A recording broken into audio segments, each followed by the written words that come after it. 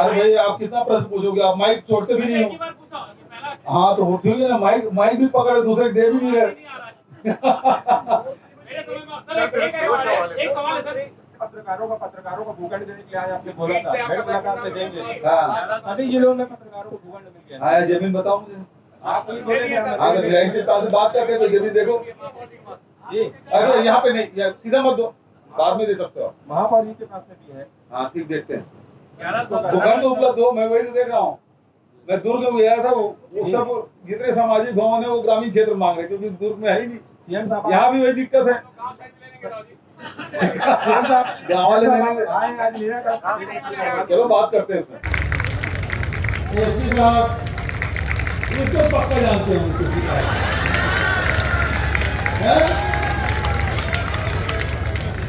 उसी पार के क्षेत्र के जितने भी आंतरिक सड़कें हैं तो उसका रोड का डामरीकरण कराएगा, जितनी सड़कें हैं। देखो आरक्षण के बारे में तो ये है, भारत में जो संविधान है, जो व्यवस्था है, उसके तहत हमने आरक्षण विधानसभा में पारित किया। निवेदन भिलाई के अंतर्गत 2 सामाजिक भवन, मंच, अतिरिक्त कक्ष निर्माण, ये सब के लिए 5 करोड़ की आवश्यकता है। सुबह से लेकर शाम तक के 12 कार्यक्रम और लगातार हम लोग सुबह से चल रहे हैं। अभी भेंट मुलाकात कार्यक्रम का उद्देश्य आप लोग सब जान ही चुके हैं। पिछले साल 4 मई को हम लोगों ने शुरू किया था और सरगुजा, बस्तर, बिलासपुर संभाग, रायपुर संभाग, दुर्ग संभाग के अधिकांश विधानसभा हम लोगों ने पूरा कर लिया। कुछ शहरी क्षेत्र बचे थे, अब वो भी हो जाएगा। अब दुर्ग जिले में या दुर्ग संभाग में केवल 65 और हमारा विधानसभा बचेगा। उसी प्रकार से रायपुर के 4 विधानसभा, धमतरी के 2 विधानसभा, बिलासपुर के उसी प्रकार संभाग में 4-5 विधानसभा बचे हैं। अधिकांश जगह हम लोग भेंट मुलाकात कार्यक्रम में जा चुके हैं। इस भेंट मुलाकात कार्यक्रम को आप जानते हैं कि सरकार बनी, 1 साल चुनाव निकल गया, दूसरे साल कोरोना माता की कृपा हो गई, 2 साल तक सब कोरोना में थे। लेकिन सरकार लगातार कुछ न कुछ योजनाएं बनाती रही, कार्यक्रम लेते रहे और लोगों के साथ खड़ी रही। तो हमने जितनी योजनाएं बनाई विधानसभा में, जितने कानून बनाए, जितने नियम हमने मंत्रालय में बैठ के बनाए, उसका लाभ आम जनता को मिल रहा है कि नहीं मिल रहा है, ये जानने के लिए सभी विधानसभाओं में हम लोग जा रहे हैं। हितग्राहियों से मिल रहे हैं, जनप्रतिनिधियों से मिल रहे हैं, पत्रकारों से मिल रहे हैं, सामाजिक संगठन के लोगों से मिल रहे हैं, छात्र छात्राओं से मिल रहे हैं, खिलाड़ियों से मिल रहे हैं, सामाजिक नेताओं से मिल रहे हैं, पार्टी कार्यकर्ताओं से मिल रहे हैं, सबसे भेंट मुलाकात कार्यक्रम कर रहे हैं। उसी कड़ी में आज भिलाई विधानसभा में आपके बीच में उपस्थित हैं। तो एक तरफ हमारे विधानसभा में जो लोग कानून बनाते हैं वो लोग बैठे हैं, दूसरे तरफ हमारे अधिकारी लोग हैं जो उसको एग्जीक्यूट कराते हैं, उसको पालन कराते हैं। तो इधर अधिकारी लोग, ये लोग भी चलें, देखें कि हम सही में जो मंत्रालय से जो आदेश मिला है वो आखिरी छोर तक पहुँचा कि नहीं पहुँचा, ये जानने के लिए आपके बीच में आए। तो सबसे पहले मैं परिचय कराऊंगा हमारे यहाँ के प्रभारी मंत्री भाई मोहम्मद अकबर जी, जोरदार ताली बजा के स्वागत करें। आपके नौजवान विधायक भाई देवेंद्र यादव जी, फिर हमारे महापौर, क्या नाम इनका, मुझे सुनाई नहीं दे रहा, नीरज पाल। अच्छा, उधर मुकेश चंद्राकर है, जिला कांग्रेस कमेटी के अध्यक्ष, नीता लोधी है, सदस्य भाई राजेंद्र साहू है, केंद्रीय सरकारी बैंक के अध्यक्ष, और सोनी जी हैं, लंबे समय तक के हमारे पार्षद। सबसे वरिष्ठ पार्षद में कौन होगा? यही है, और ये भी होगा। अच्छा, राजस्व मंत्री है और तुलसी साहू जी है। एक तरफ हमारे जनप्रतिनिधि है, दूसरे तरफ हमारे अधिकारी भारती दासन जी यहाँ के प्रभारी हैं, और हमारे हैं? अच्छा मीना जी हैं हमारे कमिश्नर साहब, एसपी साहब, इसको पक्का जानते हैं किसी का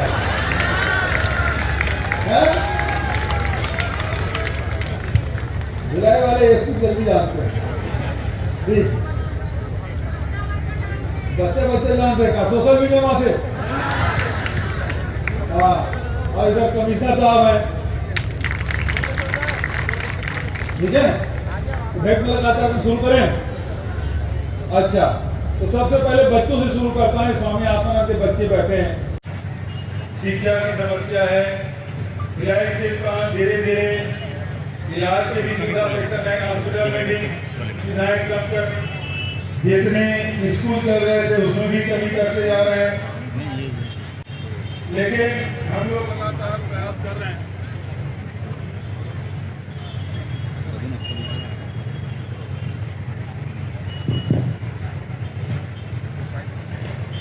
लगातार हमारा प्रयास है कि उनके जो आवास की समस्या है, रोजगार की समस्या है, शिक्षा की समस्या है, स्वास्थ्य की समस्या है, उसे हम लोग दूर कर सकते हैं। और इस समय छत्तीसगढ़ सरकार लगातार प्रयास कर रही है।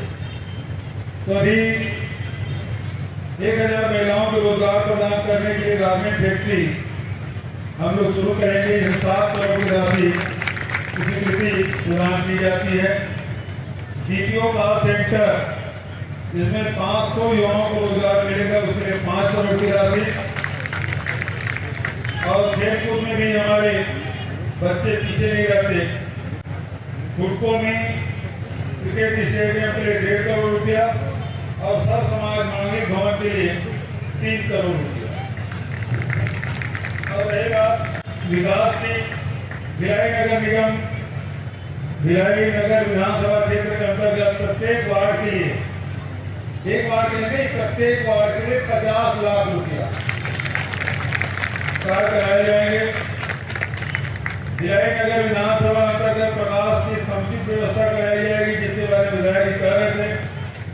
सिविक सेंटर में हम लोग सब परिवार के साथ घूमने जाते थे। अब तो मुख्यमंत्री बन गया, मुझे घर ही नहीं आना पड़ता है। भिलाई जाता था बराबर परिवार को लेकर सिविक सेंटर, जब भी छुट्टी का हो कोई कार्यक्रम हो हम लोग पूरे परिवार के साथ जाते थे। अब सिविक सेंटर के सौंदर्यीकरण कराया जाएगा। भिलाई नगर क्षेत्र के अंतर्गत छत्तीसगढ़ महतारी की मूर्ति की स्थापना और सौंदर्यीकरण कराया जाएगा। सेंट्रल एवेन्यू और फॉरेस्ट एवेन्यू मार्ग का सौंदर्यीकरण कराया जाएगा। भिलाई नगर विधानसभा के विभिन्न स्थान पर डोम सेट का निर्माण कराया जाएगा। और तुलसी पार्क के क्षेत्र के जितने भी आंतरिक सड़कें हैं तो उसका रोड का डामरीकरण कराया जाएगा, जितनी सड़कें हैं। और नारायण जी यूनिवर्सिटी स्टेडियम के समीप प्रकाश की समुचित व्यवस्था की जाएगी। और भिलाई नगर विधानसभा में खेल अकादमी का निर्माण कराया जाएगा।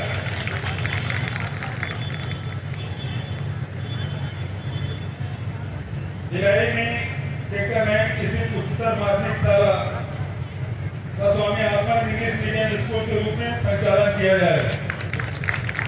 और कुर्सी पहाड़ में जिसके बारे में विधायक जी कह रहे थे, शासकीय ITI को स्वामी आत्मानंद उत्कृष्ट ITI अंतर्गत संचालन किया जाएगा, जिसमें पुराने ट्रेड हैं, उसके अलावा नए ट्रेड भी खोले जाएंगे। पूरे प्रदेश के लिए 12 करोड़ रुपया हमने किया। इसमें सबसे बढ़िया भिलाई के कुर्सी पहाड़ की जो ITI है उसको हम लोग बनाएंगे।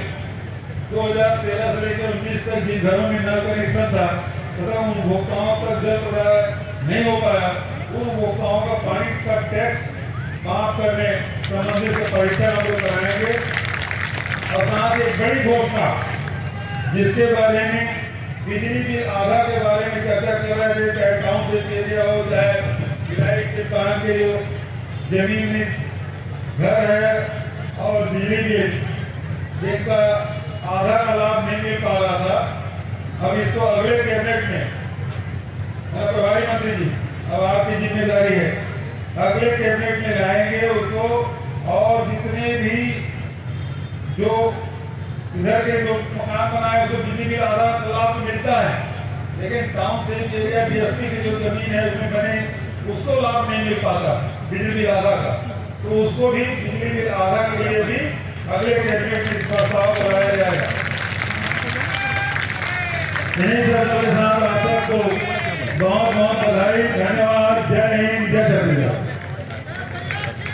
आपके नेतृत्व में हम लोग निरंतर इस बात का प्रयास कर रहे हैं कि तुलसीबाग भिलाई जो एक श्रमिकों की नगरी है, इस नगरी में लोगों की आम भावना और उनकी जो ज़रूरतें हैं उसके आधार पर हम काम कर सकें।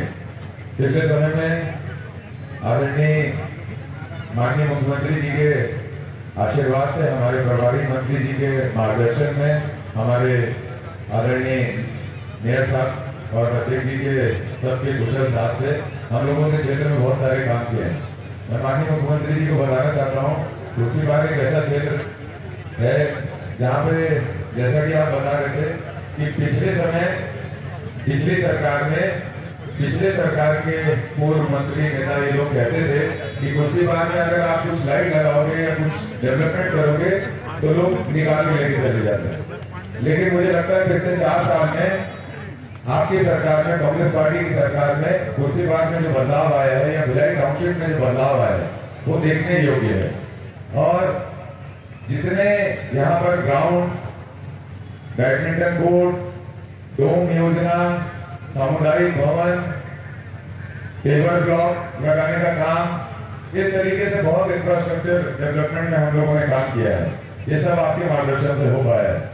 मेरा माननीय मुख्यमंत्री जी यहाँ बैठे हैं, तुलसीबाग की बहुत सारी माताएं और वरिष्ठ भी हैं। मैं चाहूंगा एक बार अगर तुलसीबाग में बदलाव हुआ है तो हाथ हो उठाकर उसको समर्थन करके बता दें, अगर नहीं हुआ तो कोई बात नहीं। बहुत बड़ा बदलाव तुलसीबाग में पिछले समय में हुआ है आपके मार्गदर्शन में। मैं बहुत ज्यादा समय नहीं लूंगा। मैं माननीय मुख्यमंत्री जी से यह अनुरोध करूंगा, पिछले समय में हमारे जो भिलाई में हुडको एरिया है, जहाँ का विषय हमारे राजीव युवा मैदान क्लब के साथी भी बता रहे थे, वहाँ पर जो विरल समस्या है उसमें मेरा निवेदन है, पंजीयन के लिए जो शुल्क 6% लग रहा है उसको 2% कर देंगे तो काफी लोगों को लाभ होगा। क्योंकि उन लोगों को जो फर्स्ट अलॉटी है, फर्स्ट अलॉटी बीएसपी के टाइम में उनको अलॉटमेंट हुआ था, लेकिन पिछले कई वर्षों से, दशकों से पिछली सरकार ने आश्वासन दिया लेकिन उनका पंजीयन नहीं करवा पाए और अभी पंजीयन हो रहा है। लेकिन शुल्क में अगर कमी हो जाती है तो उससे बहुत मदद मिलेगी, लाभ मिलेगा। उसी के साथ ही साथ मेरा निवेदन है, भिलाई के अंतर्गत डोम, सामाजिक भवन, मंच, अतिरिक्त कक्ष निर्माण, ये सब के लिए 5 करोड़ की आवश्यकता है। साथ ही साथ पुल पुलिया, सामुदायिक भवनों का संधारण, उद्यानों का संधारण, प्रकाश व्यवस्था, क्योंकि लाइटिंग की बहुत सारे इशू है हमारे यहाँ पर। बिजली बिल हाफ का भी लाभ ज्यादा इसलिए नहीं मिल पाता क्योंकि केवल 25% की जो आबादी का हिस्सा है वो CSPDCL के द्वारा उसको बिजली प्रदान की जाती है। बाकी शेष हिस्से में BSP प्रबंधन बिजली देता है, इसलिए हम लोग इस योजना का ज्यादा लोग लाभ नहीं ले पाते। तो प्रकाश व्यवस्था की भी हमको बहुत सारी जगह में संधारण की आवश्यकता है, उसके लिए फंड की जरूरत है। डेवलपमेंट के लिए भी प्रत्येक वार्ड में माननीय मुख्यमंत्री जी से अनुरोध है कि डेवलपमेंट के लिए आवश्यकताएं हैं। इसके साथ ही साथ मेरा मंदिरों का संधारण, क्योंकि आपके माध्यम से, आपके आशीर्वाद से हम लोगों ने कई मंदिरों का संधारण, गिरजाघरों का संधारण, बहुत सारे जो धार्मिक स्थल है उसका संधारण हम लोगों ने धर्मान्यास मद में हम लोगों ने किया है। और अभी आने वाले समय में बहुत सारे प्रकरण ऐसे पेंडिंग है, तो उसके लिए अगर 2 करोड़ की स्वीकृति मिल जाएगी तो बहुत हमें मदद हो जाएगी। और साथ ही साथ एक बहुत बहुप्रतीक्षित मांग है यहाँ की, जो हमारा शहीद वीर नारायण स्टेडियम है, शहीद वीर नारायण स्टेडियम है, जिसको हम लोग जयंती स्टेडियम के नाम से जाने, सब लोग जानते हैं। जयंती स्टेडियम शहीद वीर नारायण जी के नाम से वो स्टेडियम बनाया गया है और बहुत लंबे समय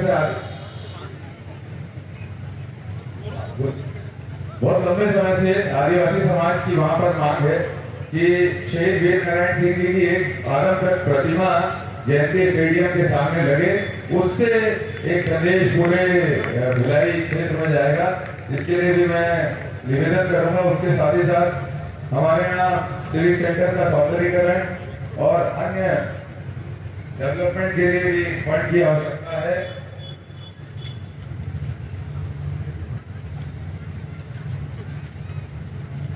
क्योंकि आपका स्नेह प्राप्त हमें हमेशा ही हुआ है। हम लोग एक ऐसे कार्य क्षेत्र में काम कर रहे हैं, अक्सर ये होता है कि 4 साल बाद कोई किसी क्षेत्र में रोड नाली के भूमि पूजन होते हैं, लेकिन इस 2018 के कार्यकाल के शुरुआती दौर से हम लोगों ने डेवलपमेंट के सारे काम करने की कोशिश की और हम लोगों ने लगातार डेवलपमेंट किया है। और अभी जो हमारे क्षेत्र की और अन्य मांगे हैं, तो हमें माननीय मुख्यमंत्री जी से निवेदन करूंगा, सेक्टर 4, सेक्टर 9 और वार्ड नंबर 26 दुर्गा मंदिर और वार्ड नंबर 50, ये चारों जगह पर बहुत डिमांड है इंग्लिश मीडियम और हिंदी मीडियम आत्मानंद स्कूल की। तो इसमें जो भी स्वीकृति आप कर देंगे तो हमारे लिए बड़ी खुशनसीबी की बात होगी। उसी के साथ साथ हमारा ITI जो है शासकीय ITI, इसको स्वामी आत्मानंद उत्कृष्ट ITI के रूप में अगर संचालित किया जाएगा तो कुर्सीपार और भिलाई के बच्चों को काफी लाभ होगा।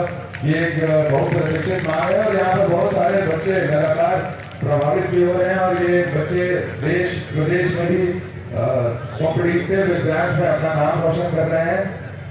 उसी के साथ हमारे शहर में खेल की सुविधाएं, जैसे बच्चे बहुत सारे खेलों में भाग लगातार लेते हैं।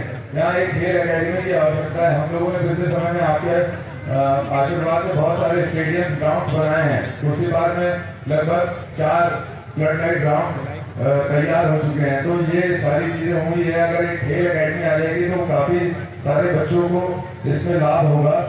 और प्रमुखता से जो हमारे क्षेत्र में एक बहुत पुरानी और जरूरी मांग है, मैं माननीय मुख्यमंत्री जी के सामने रखना चाहूंगा। 2013 में हमारे यहाँ पे भागीरथी नल कनेक्शन के लिए घर घर पाइप लग गए और कनेक्शन लगे। किसके हाथ यहाँ पे लगे थे, हाथ उठाओ। और पानी कब आया? 2019 में। 2013 में कनेक्शन लगे, चुनाव के पहले लगे। जैसे राशन कार्ड बनता है वैसे हमारे यहाँ 2013 में 12 के एंड में सबके यहाँ कनेक्शन लग गया और इसके पानी नहीं आया। चुनाव खत्म हो गया, वादा भी खत्म। इसके अभी आपने जब टंकियों का लोकार्पण किया तो 2019 में पानी आया। तो ऐसे जो चिन्हित क्षेत्र है, नगर निगम में भी पहले से चिन्हांकन है।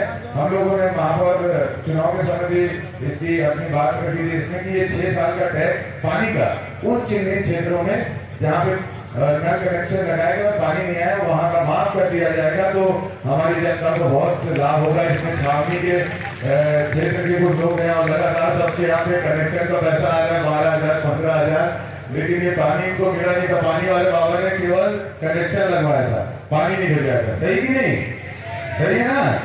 हाँ, तो बस यही मेरा अनुरोध है। इसके अलावा बहुत सारे और विषय हैं, लेकिन BSP से रिलेटेड ज्यादा हमारी समस्याएं हैं। क्योंकि नगर निगम और राजस्व भूमि की यहाँ पे कमी है, तो सारा जो प्रकरण है BSP के अंदर रहता है, तो उससे संबंधित जो चर्चा है मैं आपसे लूंगा। आप यहाँ पर आए, इतना समय दिया, हम लोगों को इतना ताकत और आशीर्वाद देते हैं कि हम लोग काम कर पा रहे हैं। ये हमारे लिए सौभाग्य की बात है। और मुझे लगता है कुर्सीपार में आप जितनी बार आए हैं, कुर्सीपार की कोई ऐसी जगह नहीं मिली जहाँ पर आप नहीं आए, आप सभी जगह आए। तो मैं मुझे याद दिलाई, मैं उसको बताना चाहता हूँ। पिछले समय माननीय मुख्यमंत्री जी छावनी गए थे और छावनी में पट्टे की जो डिमांड थी, जो पिछले 50 सालों से ज्यादा अधिक समय से थी, उन मांगों को लोगों ने रखा था। और मुझे इस बात की खुशी है कि आज उसमें पहले चरण में लगभग 250 परिवारों को पट्टा आज माननीय मुख्यमंत्री जी के हाथों से यहाँ पर भेंट होगा। तो मैं सबको शुभकामनाएं दूंगा। पट्टे के जितने अन्य प्रकरण जो बचे हुए उस पर भी हम लगातार काम कर रहे हैं और जिन जिन विषयों का समाधान नियमता हो सकता है या कुछ भी हम लोग होमवर्क करके कर सकते हैं, हम उसको पूरा करके देंगे। इसके लिए हम लोग प्रतिबद्ध हैं। बहुत बहुत धन्यवाद। मैं जी और जिला कांग्रेस कमेटी के अध्यक्ष, यदि सरकारी बैंक के अध्यक्ष और सिद्धू भाई और वित्तलोती और क्या रघुपति के सभी पत्रकार साथियों का मैं स्वागत करता हूँ। आज भिलाई और वैशाली नगर दोनों के भेंट मुलाकात कार्यक्रम और उसमें विभिन्न प्रकार की योजनाओं के बारे में जानकारी दी गई। और जितनी योजनाएं हमारी चल रही है, चाहे सार्वजनिक वितरण प्रणाली के तहत सबको राशन कार्ड और राशन की उपलब्धता वितरण बराबर चल रहा है नहीं चल रहा है, बिजली बिल आधार जो योजना है उसका लाभ मिल रहा है कि नहीं मिल रहा है, जो मेडिकल मोबाइल यूनिट है और उसके साथ साथ मुख्यमंत्री सुपोषण योजना, गोधन न्याय योजना और अभी जिस प्रकार से बेरोजगारी भत्ता का फॉर्म भरने का काम, और उसके बाद यहाँ के जो भिलाई में जो पट्टे की बात है, पट्टे के नवीनीकरण की बात है, वो सब मामले उठे। और टाउनशिप है या भिलाई की जो क्वार्टर है जो पट्टी पार भी है, तो उनकी बिजली बिल जो आता था पूरा आता था। और ऐसे में मैंने ये घोषणा की है कि अगले कैबिनेट में इसकी पूरी जानकारी लेकर उसे कैबिनेट में पास करके यहाँ के लोगों को भी बिजली बिल आधा का लाभ लोगों को मिल सके। और साथ ही जो निदान योजना है, यहाँ की खेल कूद अकादमी की और बहुत सारी घोषणाएं और लोकार्पण और भूमि पूजन भी हुआ है, जो भिलाई के लोगों की जो आवश्यकताएं हैं उसके हिसाब से। स्वामी आत्मानंद अंग्रेजी स्कूल की भी डिमांड थी, उसकी भी मैंने घोषणा की है। तो इस प्रकार से चाहे एजुकेशन हो, चाहे स्वास्थ्य हो, चाहे रोजगार हो, इसके लिए बीपीओ और महिलाओं के लिए प्रशिक्षण, आईटीआई जो पुराना था उसके लिए उत्कृष्ट आईटीआई बनाया जाएगा, जिसमें नए उसमें ट्रेड खोले जाएंगे। आज दुनिया में इंजीनियर की डिमांड कम है बनिस्बत के जो आईटीआई पास आउट जो बच्चे हैं और नए जो ट्रेड है उसमें बहुत डिमांड है, पूरी दुनिया में इसकी डिमांड है। तो इसलिए हमने उसे प्रमुखता दी है और लगभग बजट में 1200 करोड़ रुपए का प्रावधान किया हुआ है। आप लोगों की तरफ से कोई सवाल हो? अजय नगर निगम भिलाई पटरी इस पार और पटरी उस पार दोनों तरफ में आता है, लेकिन पटरी उस पार डेवलप है, उस पार नहीं है उसको लेकर के आप लोगों ने योजना नहीं बनाई। देखिए उसका मुख्य कारण ये है कि जो पहले बसाहट है और बसाहट के बाद जो 1955 से जो बना तो वो अलग प्रकार की बसाहट थी, और उसी प्रकार की अपेक्षा आप उस पार करेंगे क्योंकि वो सघन बसाहट है। आप उतना ग्राउंड, उतना गार्डन इस प्रकार से नहीं बना सकते क्योंकि जमीन नहीं है। जो जमीन उपलब्ध थी उसे उसके माध्यम से साड़ा बनाया गया और साड़ा के माध्यम से उसको डेवलप किया गया। तो जहाँ जहाँ अभी बहुत सारे जगहों में खेल मैदान है और मंगल भवन है, सड़कें हैं, बिजली है, इन सब की व्यवस्था की गई है, पानी उपलब्ध कराने की बात है। और 2013 से 2019 के बीच में नल के टोटी तो लग गए थे, पानी नहीं पहुंचा था, लेकिन अब उसके बिल पहुंचने लगा। उसकी भी मैंने कहा कि इसका परीक्षण किया जाए, और जब पानी नहीं पहुंचा तो उसको बिल कैसे लेते, बिल भेज दिया गया है, उसके लिए भी मैंने परीक्षण करने के निर्देश अधिकारी को दिया है। है और थर्ड पार्टी है 10 रुपए पर यूनिट बिजली का बिल देते हैं, तो यदि कैबिनेट उसमें निर्णय हो जाए तो बहुत बड़ी राहत मिलेगी। तो जो छूट पूरी छत्तीसगढ़ की जनता को मिलता है, यहाँ तक कि मैं समझता हूँ कि बिजली बिल जो अन्य लोगों को मिलता है वही टाउनशिप एरिया में भी मिलता है। यदि रेट अधिक होगा तो उसको देखते हैं 10 रुपए पर यूनिट, हाँ उतना नहीं होगा। 10 रुपए पर यूनिट है, जितने वीरधारी है और जितने थर्ड पार्टी है सबको 10 रुपए पर यूनिट। उसके बारे में बीएसपी मैनेजमेंट से भी बात करेंगे कि जब प्रदेश में जब बिजली उतना नहीं है, जितना बिजली उनको मिलता है उसी रेट में वो दे। उसके बारे में यदि है तो पूरी जानकारी मुझे दे दीजिए, तो मैं उसका परीक्षण कराता हूँ, और जो उपभोक्ता है उसके साथ अन्याय नहीं होना चाहिए। साहब आप 70 से 72 विधानसभा क्षेत्र में भेंट मुलाकात कर चुके हैं, इसमें विधायकों का कैसा परफॉर्मेंस है?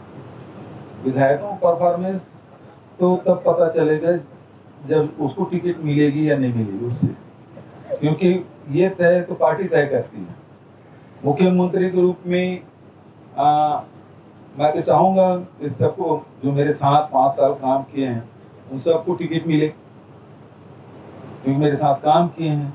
लेकिन वो पार्टी तय करेगी कि किसका परफॉर्मेंस ठीक है नहीं है, टिकट देना नहीं देना हाईकमान के ऊपर है। ठीक है, मुख्यमंत्री जी पहाड़ी कोबरा की मौत के साथ 4 लोगों की मौत हुई है। भाजपा के जांच करने गया उन्होंने अखिलेश कॉन्फ्रेंस में प्रदेश सरकार को आरोप लगाया है कि भूख से मौत हुई है। क्या उनको कोई योजना का लाभ नहीं दिए? ये शासकीय तौर पे उस परिवार को सारी योजनाओं का लाभ मिल रहा है, भूख से मौत तो हुई नहीं है और सब योजनाओं का लाभ मिल रहा है उसको। एक आरोप तो लगा चावल तो फ्री, चावल जब फ्री में मिल रहा है, नमक फ्री में मिल रहा है और उस एरिया में तो चना भी दिया जा रहा है। मुख्यमंत्री जी मध्य प्रदेश में कमलनाथ जी लगातार बैनर और फ्लेक्स लग रहा है जगह जगह भी। अगली बार जब सरकार आएगी 2023 में मध्य प्रदेश में 500 रुपये सिलेंडर, 350 रुपये बिजली बिल, जैसा कि शासन का वो 350 फ्री देंगे। तो क्या छत्तीसगढ़ में अगर आपकी सरकार रिपीट होती है तो सिलेंडर को लेकर के आप क्या कुछ कहना चाहेंगे?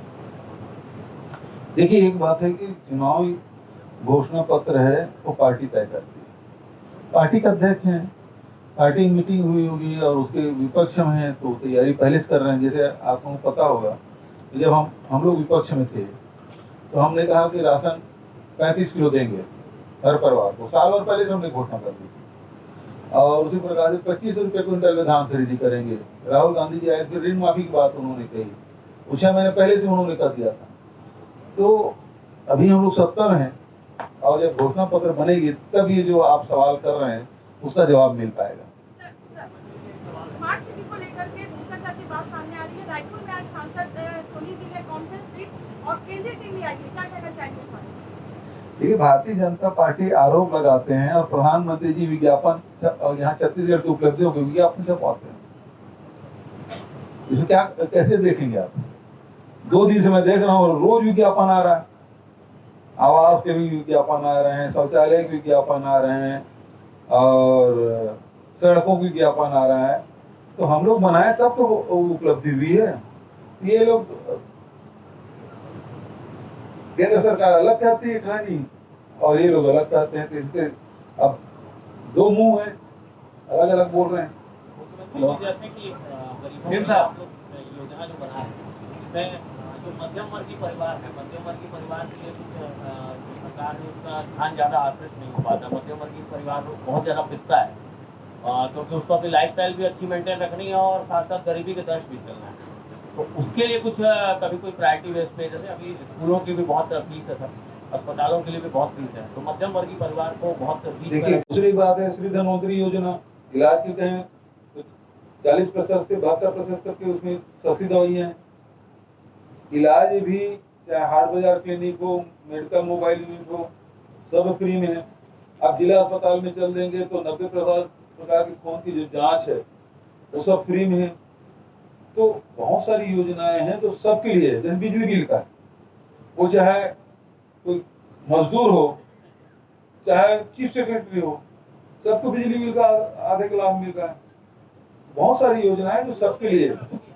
अजय, अच्छा, स्कूलों के लिए बात करें तो स्वामी आत्मानंद अंग्रेजी स्कूल हमने खोला है, 279 संचालित हैं, 101 इस साल के बजट में है। अभी जो सत्र खुलेगा उसमें 101 नए स्कूल खुल रहे हैं।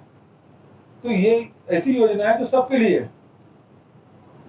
बीएसपी क्षेत्र में हम लोग देखते हैं कि आप विकास के लिए सौगात लेके जाते हैं, कई बार बीएसपी वाले व्यवधान उत्पन्न करते हैं। पहले भी लोग क्वेश्चन किए, एक डॉन के स्टाइल में रहते हैं कि यादव साहब, इनके मनछोड़ साहब ये साथ इनडायरेक्टली जुड़े होंगे आपसे। ये बोलते हैं एनओसी नहीं देंगे, चाहे कांग्रेस वाले को विकास नहीं करना कह रहे।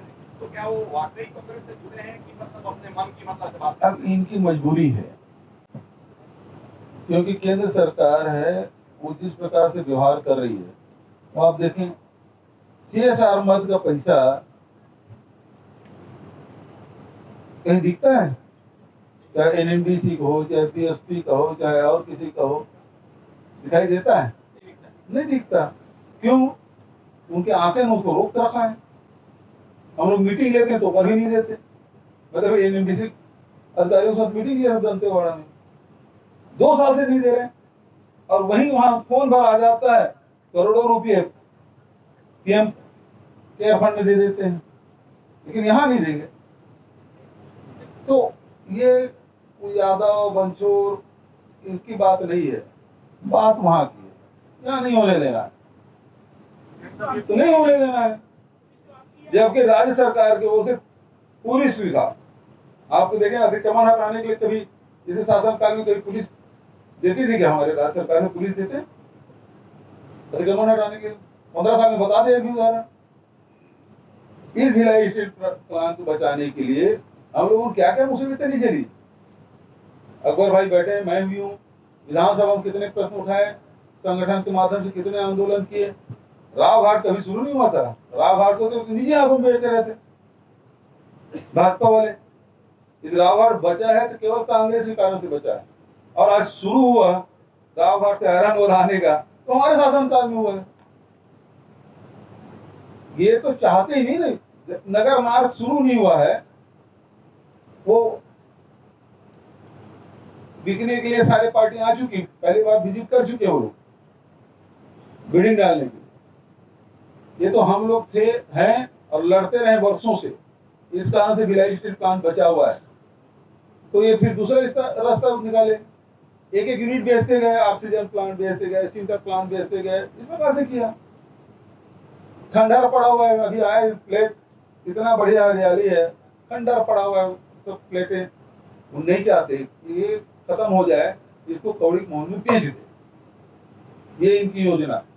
तो उसके लिए जो भी रास्ता अपनाना पड़े। सेक्टर से अब सिविल सेंटर में भी गए, बनने देते क्या? बनाए ना, तो हम लोग लगे हुए हैं। उनका काम उजाड़ने का है, बेचने का, हमारा काम बसाने का है। सीएम साहब, सीएसआर मद को लेकर बहुत चर्चा होती है कि दुर्ग जिला औद्योगिक क्षेत्र है, यहाँ बड़े बड़े उद्योग हैं, उसके बाद भी सीएसआर मद खर्च नहीं हो पाते हैं। विधानसभा में सवाल उठा, क्या राज्य सरकार को इसमें कुछ स्टेप लेना चाहिए कि सीएसआर मद खर्च कर? सीएसआर मद के लिए वही लोग जिम्मेदार हैं जिसका उद्योग है। अब उसकी जो नीति है बदल गया है। नहीं तो पहले हम लोग भी विधायक थे और सांसद की अध्यक्षता में सीएसआर मद के आवंटन के लिए बैठक होती थी, और यहाँ भिलाई के आसपास जितने विधानसभा है, उस समय वैशाली नगर था, एक भिलाई था, दुर्ग ग्रामीण भी नहीं था, पाटन, इधर धंधा। तो इन क्षेत्रों में सीएसआर मद का पैसा आवंटित होता था, उसके लिए बैठक करते थे, सांसद की अध्यक्षता में बैठक होती थी और हम लोग जाते थे और वितरण होता था। अब तो किसी पूछते नहीं। ये वहां जब बात होगी पीएम केयर फंड में देने की, तुरंत पहुंचा देंगे। लेकिन यहाँ के जनता के लिए कुछ देना हो तो जितने भी सार्वजनिक उपक्रम हैं भारत सरकार के, वो ढेला भर नहीं देंगे, और देंगे फिर वो दुनिया भर के बोर्ड की मीटिंग नहीं हुई है, अभी उसका एस्टिमेट नहीं बना है, वो ज्यादा बन गया है, वो ये वो 10 प्रकार के बहाने नहीं करना है। 10 प्रकार के बहाने आपको मिलेंगे। ठीक है, चलिए, धन्यवाद। धन्यवाद। तुरंत कितने सारे एक बड़ा प्रश्न है पत्रकारों को भूखंड देने के लिए आज आपने बोला था, भेंट मुलाकात में देंगे। सभी जिलों में पत्रकारों को भूखंड मिल गया है। जमीन बताओ मुझे। आप ही बोले तो भिलाई के पास बात करते हैं, जमीन देखो। अरे यहाँ पे नहीं, सीधा मत दो, बाद में दे सकते हो। महापौर जी के पास में भी है। हाँ ठीक, देखते हैं। भूखंड तो उपलब्ध हो, मैं वही तो देख रहा हूँ। मैं दुर्ग में गया था, वो सब जितने सामाजिक भवन है वो ग्रामीण क्षेत्र मांग रहे, क्योंकि दुर्ग में है ही नहीं। यहाँ भी वही दिक्कत है। गाँव वाले चलो बात करते हैं उसमें।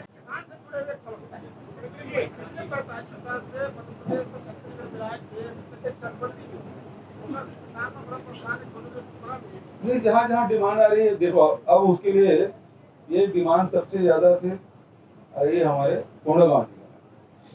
तो मीणा जी वहाँ कलेक्टर थे, और ये जहाँ जहाँ मैं गया वो शिकायतें आई, तो फिर कैबिनेट में हम लोगों ने डिसीजन लिया कि यहाँ से निर्देश नहीं होगा, उसको जिला में ही हस्तांतरित कर दे, पूरे अधिकार जिला में दे दिया गया है। और जिला में जिस गांव में इस प्रकार के डिमांड आ रहे हैं वहाँ कैंप लगेंगे और वहाँ बंदोबस्त सुधार किया जाएगा। ठीक है। अरे भाई आप कितना प्रश्न पूछोगे, आप माइक छोड़ते भी नहीं हो। हाँ तो ठीक है ना, माइक भी पकड़े, दूसरे दे भी नहीं रहे। एक सवाल है सर, पुलिस भर्ती को लेकर आपने 2005 में साइकिल रैली निकाली थी, पूरे नेशनल हाईवे से लेकर दुर्ग कलेक्ट्रेट तक खुली भर्ती को लेकर आज भी जो राष्ट्रीय स्तर की कंपनियां हैं, यानी कि बीएसपी है, एनएमडीसी है, स्थानीय लोगों को, स्थानीय बेरोजगारों को मौका नहीं देते हैं, तकनीकी अकुशलता का बहाना बनाकर उन्हें रोजगार नहीं दिया जाता। मैं बिल्कुल सही कह रहे हैं, और इस बात से मैं चिंतित भी कि अब भिलाई स्टील प्लांट भर्ती नहीं कर रहे हैं, ठेकेदारी प्रथा भी कर दी, और ठेकेदारी प्रथा में भी बाहर के लोग आ रहे हैं। एसपी कलेक्टर दोनों बैठे हुए हैं, वो एक एक कंपनी का परीक्षण करें, किसके कहाँ के रहने वाले हैं, भिलाई के हैं कि नहीं है, दुर्ग के हैं कि नहीं है, स्थानीय छत्तीसगढ़ के हैं कि नहीं है, ये देखें और नहीं तो सीधी कार्रवाई करें उनके खिलाफ। चलो इधर से आने दो यार, पुराना पत्रकार है पंडा जी, थोड़ा क्षेत्र में आग जब लगती है तो वहाँ फायर ब्रिगेड पहुँचने में करीब आधा घंटा लग जाता है। अगर उस क्षेत्र में अगर एक फायर स्टेशन की सुविधा कर दी जाए तो कम से कम बहुत ठीक है, ठीक सुझाव। चलिए, भिलाई का सबसे बड़ा अस्पताल है, लेकिन वहाँ पे चिकित्सक ही नहीं होते, वहाँ पर इतना बड़ा इंफ्रास्ट्रक्चर है, उसको डेवलप किया जा सकता है। दूसरा सवाल यह है सर कि मिनी इंडिया भिलाई कहलाता है, कई लोग यहाँ से हवाई यात्रा करते हैं, लेकिन रायपुर तक जाना होता है। नंदनी एयरपोर्ट को क्या डेवलप किया जा सकता है? देखिए, सबसे पहली बात यह है कि जो सेक्टर 9 का हॉस्पिटल है वो किसी समय में छत्तीसगढ़ का सबसे बड़ा अस्पताल था। हिंदुस्तान भर के लोग यहाँ इलाज कराने आते थे, लेकिन भिलाई मैनेजमेंट की निष्क्रियता, उदासीनता के कारण से ये स्थिति बद से बदतर होती गई और बेहद चिंताजनक। मैंने पहले कहा कि जितनी भी लाइबिलिटीज है उसको खत्म करना चाहते हैं, चाहे स्कूल हो, चाहे कॉलेज हो, चाहे हॉस्पिटल हो, जितनी भी लाइबिलिटी है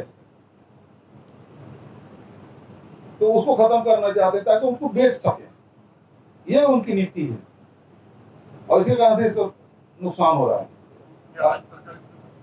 हम लोग क्या कर सकते हैं? हम लोग तो भैया यहाँ स्कूल बंद कर रहे तो स्वामी आत्मानंद अंग्रेजी स्कूल खोल रहे हैं, है ना?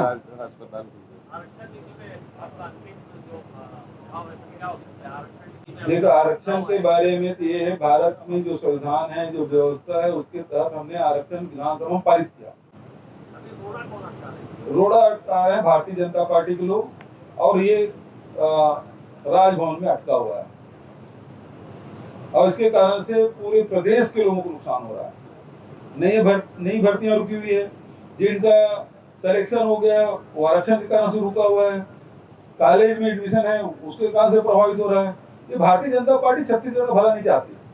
ठीक है, बहुत बहुत धन्यवाद। मैं वैशाली नगर और भिलाई विधानसभा में कार्यक्रम हुए, उसके अलावा भी अन्य कार्यक्रम हुए, और आज जो पट्टे के नवीनीकरण के लिए फ्री होल्ड के योजना का लाभ, मुख्यमंत्री सुपोषण योजना, नौनी सशक्तिकरण योजना, और फिर बेरोजगारी भत्ता और छत्तीसगढ़िया ओलंपिक, इन सब योजनाओं का लाभ उठा रहे हैं। भिलाई क्षेत्र में पट्टी के उस पार भी और इस पार भी बहुत सारे बीएसपी के बिल्डिंग बने हुए हैं, और उसमें घरेलू उपभोक्ताओं को जो छत्तीसगढ़ सरकार के 400 यूनिट तक की बिजली बिल आधा का लाभ नहीं मिल पा रहा था, तो अगले कैबिनेट में ये प्रस्ताव लाया जाएगा ताकि भिलाई प्लांट के द्वारा निर्मित जितने भी मकान है जो जिसमें निवास कर रहे हैं उसको भी 400 यूनिट बिजली बिल का आधा का लाभ मिल सके। बीएसपी सहयोग नहीं करती है, एनओसी नहीं मिलना है, बड़ी बीएसपी सहयोग नहीं करती है उसका। देखिए, बीएसपी की पूरी जिम्मेदारी थी। अब हॉस्पिटल भी बहुत ख़राब हो स्थिति में आ गया। सेक्टर 9 हॉस्पिटल पूरे प्रदेश का सबसे बढ़िया हॉस्पिटल माना जाता था। दूसरी तरफ जितने स्कूल हैं उसके भी क्वालिटी में लगातार गिरावट आ रही है और बंद किया जा रहा है। तो जो जन सुविधा उनको देना था उसमें लगातार कटौती की जा रही है, वो दुर्भाग्यजनक है। पूरा सुने हो आप लोग।